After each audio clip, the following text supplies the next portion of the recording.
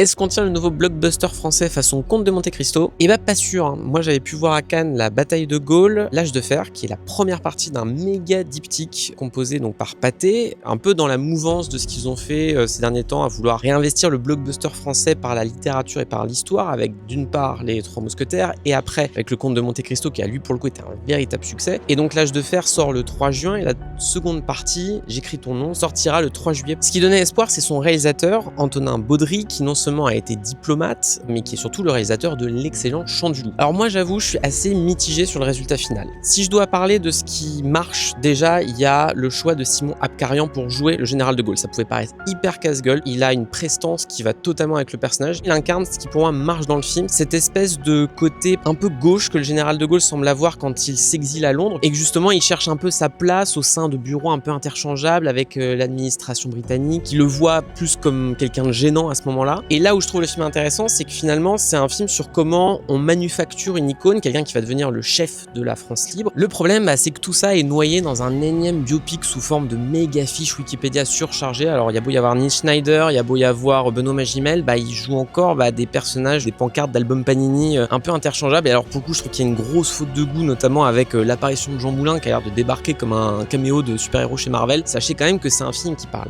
beaucoup, parfois pour pas grand-chose. C'est encore un biopic surchargé. C'est vraiment ce genre de film qui m'énerve parce que ça manque d'un point de vue plus resserré et plus affirmé sur son sujet. Allez le voir tout de même parce que ça va être la grosse sortie française de cet été, et mine de rien la deuxième partie va peut-être sauver les meubles, on verra. Et abonne-toi!